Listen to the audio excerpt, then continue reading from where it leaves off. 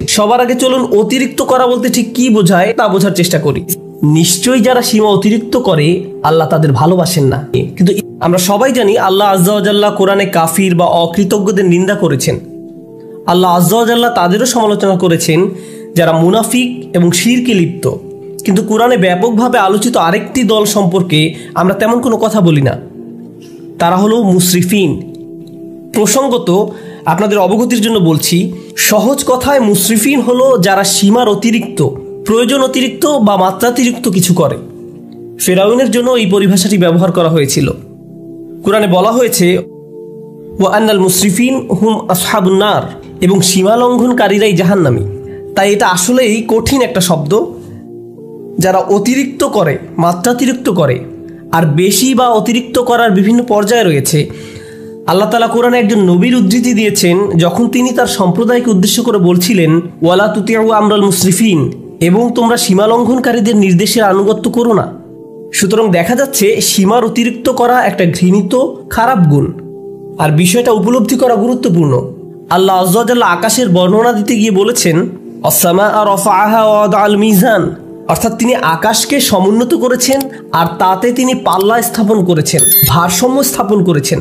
মানে হলো পৃথিবী, চন্দ্র, সূর্য সব কিছু তার নির্দিষ্ট জায়গায় ভারসাম্যপূর্ণ উপায়ে স্থাপন করা হয়েছে। দিন রাতের সাথে ব্যালেন্স রক্ষা করে চলে।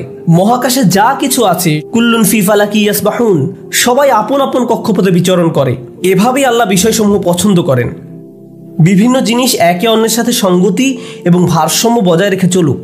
সূরা আর রহমানে আল্লাহ এই ব্যাপারটি বর্ণনা করার পর আরো যোগ করেন আল্লাহ তাতাগাউ ফিল মিজান, যাতে তোমরা ভারসাম্য লঙ্ঘন না করো, যাতে তোমরা ভারসাম্য রক্ষা করে চলো এবং কোনো কিছু সীমার অতিরিক্ত বা মাত্রাতিরিক্ত না করো। মহাকাশের সব কিছু ঠিক যেমন একটা ভারসাম্য এবং সমন্বয় বজায় রেখে চলছে, আমাদেরও সব কিছুতে ভারসাম্য বজায় রেখে চলা উচিত। আমাদের ব্যবসা বাণিজ্য, আমাদের চলাফেরা, চিন্তা পদ্ধতি সব কিছুতে ভারসাম্য রক্ষা করে চলা উচিত। সবার আগে চলুন অতিরিক্ত করা বলতে ঠিক কি বোঝায় তা বোঝার চেষ্টা করি। ইসরাফ শব্দের সাধারণ অর্থ হলো প্রয়োজনের অতিরিক্ত করা, মাত্রাতিরিক্ত করা। একটা উদাহরণ দিচ্ছি। রমজানের সময় ইফতার শুরু করার পূর্বে অনেকেই নিজের প্লেটে যত পারেন খাবার নিতে থাকেন। তখন মনে মনে ভাবেন এগুলো শেষ করা কোনো ব্যাপারই না, কিন্তু প্লেটের 25% খাবার শেষ করতেই আপনার পেট ভরে যায়। তাহলে দেখা যাচ্ছে আপনি যতটুকু খেতে পারবেন তার চেয়ে অনেক বেশি নিজের প্লেটে নিয়েছেন, কারণ আপনি ইসরাফে ভুগছেন। যা দরকার তার চাইতেও অনেক বেশি নিচ্ছেন, কারণ আপনার ক্ষুধার অনুভূতির ক্ষতিপূরণ করছেন। খাবারের ইসরাফ যেহেতু অনেক কমন, তাই আরেকটা উদাহরণ দিচ্ছি। যেমন ধরুন, মানুষ বিয়ে বা অন্য কোনো খাওয়ার দাওয়াতে যায়, আর সেখানে হয়তো সারিবদ্ধভাবে সবাইকে খাবার সংগ্রহ করতে হয়, সবাইকে নিজ নিজ প্লেটে খাবার নিতে হয়। তো আপনার হয়তো মুরগির গোশত অনেক পছন্দের, তাই মুরগির গোশতের সামনে গিয়ে যত পারেন নিজের প্লেটে পুরতে থাকেন, কারণ পেছনের লম্বা লাইনের দিকে তাকিয়ে আশঙ্কা করেন যে পরের বার আসলে হয়তো আর পাবেন না। তাই এত বেশি পরিমাণে নিজের প্লেটে নেন, মনে হয় যেন এটা দিয়ে একটা রেস্টুরেন্ট খুলতে পারবেন। আপনি এমনটা করেন কারণ আপনি তখন ইসরাফে ভুগছেন। আপনি সবটা খেতে পারবেন না, তবুও অনেক বেশি আপনার প্লেটে নিয়েছেন। ইসরাফ শুধু প্লেটে অতিরিক্ত খাবার নেয়ার নামই নয়, বরং বেশি খাওয়াটাও ইসরাফ। আপনার পেট ইতিমধ্যে ভরে গেছে, আপনি তবুও খাচ্ছেন। আপনি সারাক্ষণ কিছু না কিছু চাবাচ্ছেন, শুধু ভোগের উপরে আছেন। খাবারের ক্ষেত্রে আপনার যেটা খাওয়া উচিত নয় সেটা অনেক বেশি পরিমাণে ভক্ষণ করাটাও ইসরাফ। হ্যাঁ, শরীর ঠিকভাবে কাজ করার জন্য চিনি দরকার, শর্করা দরকার, কিন্তু সব কিছু একটা সহনীয় মাত্রায় থাকতে হবে। এখন আপনি যদি সারাক্ষণ চকলেট বা মিষ্টি জাতীয় খাবার খেতে থাকেন, ঠিক প্রকৃতিতে যেমন ভারসাম্য রয়েছে, ঠিক তেমনি আপনি যদি খাবারের ভারসাম্য বিনষ্ট করেন, একটার চেয়ে অন্যটা বেশি পরিমাণে খান, আপনার শরীরে এর বিরূপ প্রতিক্রিয়া দেখা দিবে। এই প্রতিক্রিয়া হয়তো এখন দেখা যাচ্ছে না, কিন্তু 1 দশক পরে হার্টের সমস্যা, ডায়াবেটিসের জন্য ডাক্তারের শরণাপন্ন হতে হচ্ছে, কারণ আপনি ইসরাফে ভুগছিলেন। তাহলে দেখা যাচ্ছে ইসরাফ একজন মানুষের জীবনে বহু খারাপ পরিণতি নিয়ে আসে। আমি খাবারের উদাহরণ দিয়ে শুরু করেছি, কিন্তু ইসরাফ খরচ করার ক্ষেত্রেও হতে পারে। আপনি মার্কেটে গিয়েছেন একটা ব্যাগ কিনতে, কিন্তু নিয়ে এসেছেন 3টি ব্যাগ, কারণ 3টা ব্যাগের কালারই খুব সুন্দর। অথবা দোকানে গিয়েছেন শুধু ডিম কেনার জন্য, কিন্তু বাজার শেষে দেখেন $200 খরচ করে ফেলেছেন, কারণ যা সামনে পড়েছে সব ঝুড়িতে পড়েছেন। এটাও ইসরাফ। আপনার দরকার ছিল না, কিন্তু ভেবেছেন এখন দরকার নেই, পরে হয়তো লাগবে। ওইটা দরকার হতে পারে, এটা দরকার হতে পারে। এভাবে নিজেকে বুঝিয়েছেন আপনার এগুলো দরকার। এই কারণে কিছু মানুষ জিনিসপত্র অতিরিক্ত জমানোর সমস্যায় ভোগেন। তাদের এত জামা কাপড় যে ওয়ারড্রোবে জায়গা হয় না। তাদের আলমারি 1987 সাল থেকে জমানো কাপড়ে পূর্ণ হয়ে আছে। মানুষ এভাবে অপ্রয়োজনীয় জিনিসপত্র সংগ্রহ করে রাখে, যেটা আসলে সে ব্যবহার করে না, কাজে লাগায় না। এটাও এক ধরনের ইসরাফ। আপনি বাসায় গেলে নিজেই বলতে পারবেন জিনিসপত্র জমিয়ে রাখার সমস্যায় ভুগছেন কিনা। যদি দেখেন এখানে সেখানে ছোটখাটো জিনিসপত্র পড়ে আছে, বুঝতে পারছেন না কোথায় রাখবেন, জানেনও না এটা আসলে কোন কাজে লাগে, মনে মনে ভাবেন এটা আসলে কি কাজে লাগে, এরকম যদি অনেক থাকে, সম্ভবত আপনি ইসরাফে ভুগছেন। তো জমিয়ে রাখা আর অতিরিক্ত চাওয়া একজন মানুষের জীবনের সত্যিকারের সমস্যা হিসেবে দেখা দিতে পারে। খাওয়া এবং জমিয়ে রাখার অভ্যাস ছাড়াও ইসরাফ হতে পারে বিনোদনের ক্ষেত্রে। সবারই মাঝে মাঝে একটু রিল্যাক্স দরকার পড়ে। সোশ্যাল মিডিয়ায় কিছু একটা দেখা, কোথাও ঘুরতে যাওয়া বা কিছুক্ষণ খেলাধুলা করার মাধ্যমে একটু বিরতি নিতে পারেন, এটা সমস্যা না। কিন্তু কিছু কিছু মানুষের জন্য তার গোটা জীবনটাই যেন একটা বিরতি। ঘুম থেকে উঠেই বিনোদন করা শুরু করে, ঘুমোতে যাওয়ার সময়ও বিনোদন করে, একটার পর একটা জিনিস ক্লিক করতে থাকে, এভাবে ঘন্টার পর ঘন্টা পার হয়ে যায়। এটাও এক ধরনের ইসরাফ। কারোর সাথে বসবাস করা ঠিক আছে, কিন্তু হোয়াটসঅ্যাপে যদি আপনার বসবাস হয়ে থাকে তাহলে সেটা তো সমস্যা। সুতরাং সবকিছুর একটা ভারসাম্য যেমন আছে, ঠিক তেমনি অতিরিক্ত করে ফেলার ঝুঁকিও আছে। আর কোনো কিছুতে অতিরিক্ত ডুবে থাকা আসলেই সমস্যাজনক। আল্লাহ আযজা ওয়া জাল্লা এক জায়গায় সবচেয়ে কম ধমকের সুরে বলছেন, ইন্নাল্লাহা লা ইউহিব্বুল মুসরিফিন, নিশ্চয়ই যারা সীমা অতিরিক্ত করে আল্লাহ তাদের ভালোবাসেন না। কিন্তু ইসরাফ বিষয়ক যে আয়াতটি আমি আপনাদের সাথে শেয়ার করতে চাই, সূরা ইউনুসের আয়াত, আমি খুতবার শুরুতে আয়াতটি তেলাওয়াত করেছিলাম। বক্তব্য চলাকালে অন্যান্য ইসরাফ সম্পর্কেও আলোকপাত করব ইনশাআল্লাহ। এখানে যে ব্যাপারটি তিনি তুলে ধরেছেন তা কোরআনের আরও কিছু জায়গাতেও আলোচনা করা হয়েছে। তিনি বলছেন, মানুষ যখন কঠিন কোনো পরিস্থিতিতে পড়ে যায়, সেটা অর্থনৈতিক কোনো সমস্যা হতে পারে, স্বাস্থ্যগত কোনো সমস্যা হতে পারে, পারিবারিক কোনো সমস্যা হতে পারে, ধর্মীয় সংকট হতে পারে, যে কোনো ধরনের সংকটই হোক না কেন, যা মানুষের উপর পতিত হয়, দাআনা লিজানবিহি আও কাঈদান আও কাঈমান, তখন সে আল্লাহকে ডাকতে থাকে, ইয়া আল্লাহ, আমাকে এই পরিস্থিতি থেকে বাঁচিয়ে দিন, একমাত্র আপনিই আমাকে এখন বাঁচাতে পারেন, আমি সব উপায়ে চেষ্টা করেছি, আমাকে সাহায্য করার কেউ নেই একমাত্র আপনি ছাড়া। যে ব্যক্তি দাঁড়িয়ে বসে শয়নে আল্লাহকে ডাকতে থাকে, ইয়া আল্লাহ, আমার এই সমস্যাটা দূর করে দিন, আমাকে সাহায্য করুন, তখন সে বেপরোয়া হয়ে আল্লাহকে ডাকতে থাকে।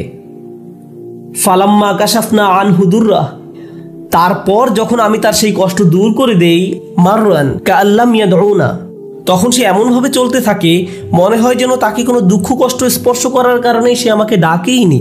তাহলে দেখা যাচ্ছে, যখন আপনি কোনো সমস্যায় পতিত হন তখন বেপরোয়া হয়ে আল্লাহকে ডাকতে থাকেন, কিন্তু আল্লাহ তাআলা যখন সমস্যাটি সমাধান করে দেন তখন পূর্বাবস্থায় ফিরে যান।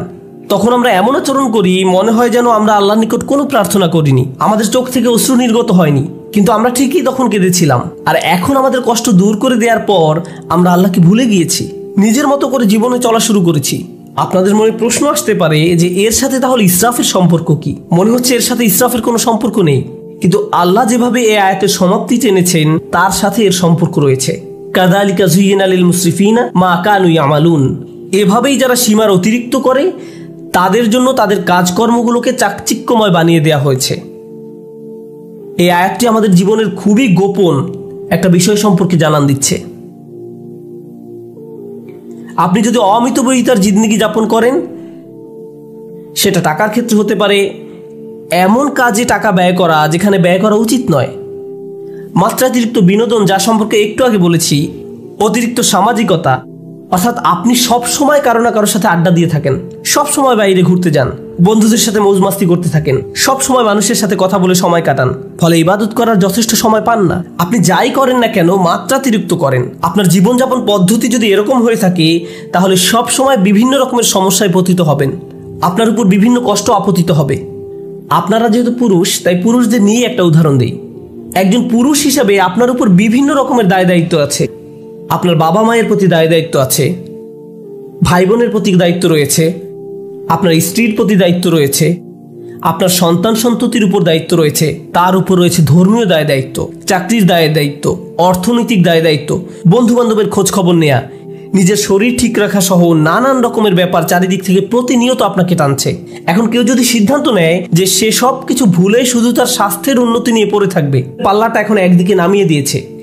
সে হয়তো ভালো স্বাস্থ্য অর্জন করবে ঠিকই, কিন্তু জীবনের অন্যান্য ব্যাপারগুলো তার জন্য নানান রকম সমস্যা বয়ে নিয়ে আসবে। অথবা কেউ বলল আমি শুধু আমার সন্তানদের যত্ন নিব, বাবা মায়ের কথা ভুলে যাব, তাদের কথা ভুলে যান, তাহলেও আপনার জীবনে বহু সমস্যা দেখা দিবে। তাই আমরা যদি একটা ব্যাপারের কুরবানি দিয়ে অন্য ব্যাপারগুলো নিয়ে পড়ে থাকি, সব সময় কিছু না কিছু থাকবে যা আপনার মনোযোগের দাবি জানাবে, যার ভারসাম্য রক্ষা করা প্রয়োজন। প্রতিবার যখন আমরা একটা কিছু অতিরিক্ত পরিমাণে করি, এর মাধ্যমে আমরা আসলে অন্য আরেকটা ব্যাপারকে অগ্রাহ্য করি, বঞ্চিত করি, কিছু একটার অধিকার আমরা অস্বীকার করি। ফলশ্রুতিতে আমাদের জীবন পথে নানান রকম সমস্যা এসে জড়ো হয়।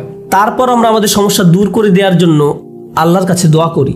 আমরা যখন কোনো কষ্টকর সময় পতিত হই, তখন একটি বিষয় আমরা পরীক্ষা করে দেখতে পারি, কোথায় আমি অতিরিক্ত কিছু করেছি, কোন কাজে আমি বেশি আচ্ছন্ন হয়ে পড়েছিলাম, কোন ব্যাপারটা আমি উপেক্ষা করেছি, আর কোন ব্যাপারটায় আমি অতিরিক্ত মনোযোগ দিয়েছি। আমি কি কোনো কিছুতে বেশি করে ফেলেছি? এজন্যই কি আমি সমস্যায় পড়েছি? যে ভারসাম্য থাকার কথা ছিল সেটা হারিয়ে ফেলার কারণেই কি এমনটা হয়েছে? অতএব এটা আসলে আমাদের ধর্মের অন্যতম একটা মূলনীতি, খুবই শক্তিশালী একটা মূলনীতি। আরেকটা উদাহরণ দিচ্ছি, নিজে নিজে চিন্তা করে দেখুন। আবেগের ক্ষেত্রে অতিরিক্তের সম্ভাবনা রয়েছে। যেমন রাগ হওয়া সাধারণ ব্যাপার, কেউ আপনাকে খারাপ কিছু বললে আপনার রাগ হবে, এটা স্বাভাবিক একটা প্রতিক্রিয়া। এক্ষেত্রে অতিরিক্ত হবে যদি আপনি দিন রাত 24 ঘন্টা মনের মাঝে সেই ক্রোধ পুষে রাখেন, সারাক্ষণ এটা নিয়ে ক্রোধান্বিত থাকেন। একটি পীড়াদায়ক কথা আপনাকে বলা হয়েছিল, আর আপনি কিনা সেই একটি কথা নিয়ে পড়ে রয়েছেন। আপনার চিন্তা ভাবনার সবকিছুতেই এটাকে প্রভাব বিস্তার করতে দিয়েছেন। এর ফলে সবকিছুতে আপনার দৃষ্টিভঙ্গি পরিবর্তিত হয়ে গিয়েছে। কোনো কিছুই আপনাকে আর সুখী করে না, ভালো লাগে না। যেসব ব্যাপার আপনাকে কখনোই রাগান্বিত করতো না, সে ব্যাপারগুলো নিয়েও আপনি রেগে যান। সবকিছুতেই আপনি বিরক্তি প্রকাশ করেন।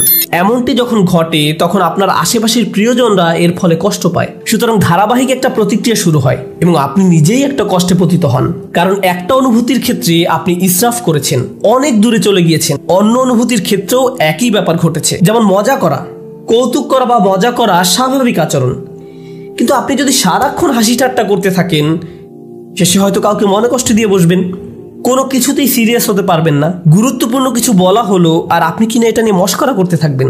এর ফলে আপনি অন্য মানুষদের অনুভূতি উপলব্ধি করতে পারছেন না, তাদের প্রয়োজনটা আপনি বুঝতে পারছেন না। তাহলে ইসরাফ একজন মানুষের জীবনে বহু সমস্যা তৈরি করে। ইসরাফ নিয়ে আমার প্রিয় একটা দোয়া, যেটা সূরা আল ইমরানে এসেছে। আমি বহু কারণে এই দোয়াটি পছন্দ করি। তার একটি কারণ হলো, আল্লাহ আযজা ওয়া জাল্লা এমন কিছু মানুষের প্রশংসা করেছেন যারা রাসূলুল্লাহ সাল্লাল্লাহু আলাইহি ওয়াসাল্লামের আগমনের বহু শতাব্দী পূর্বে তাদের নিজেদের নবীর সাথে নিয়ে আল্লাহ রাস্তায় যুদ্ধ করত। সেই মানুষদের নিজেদের নবী ছিল এবং তাদেরকে আল্লাহ রাস্তায় জীবন বিলাতে আহ্বান জানানো হতো। যুদ্ধে যাওয়ার পূর্বে তারা এই দোয়াটি করত, وما كان قولهم إلا أن قالوا ربنا اغفر لنا ذنوبنا وإسرافنا في أمرنا وثبت أقدامنا ওয়ানসুরনা আলাল কওমিল কাফিরিন। চারটা বিষয় চেয়ে তারা আল্লাহর নিকট দোয়া করত হাজার হাজার বছর পূর্বে।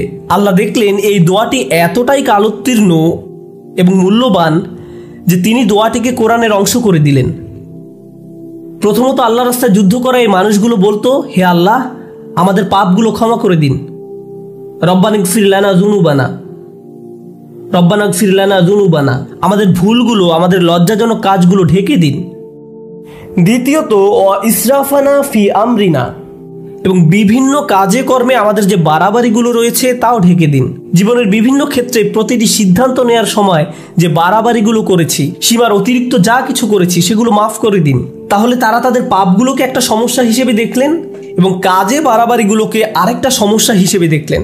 জানেন, দিন পালন করার ক্ষেত্রে অতিরিক্ত করার সমস্যা দেখা দিতে পারে। কোরআন আমাদেরকে বলছে, লা তাগলু ফি দীনিকুম, তোমরা দিনের ব্যাপারে বাড়াবাড়ি করো না। দিন পালনের ক্ষেত্রে কিভাবে বাড়াবাড়ি হয়? যেমন একজন বলল, আমি কোরআন শিখতে চাই। আমি বললাম, চমৎকার, খুবই খুশি যে তুমি কোরআন শিখতে চাইছো। সে বলল, না, আমি দিনরাত 24 ঘন্টা কোরআন পড়তে চাই।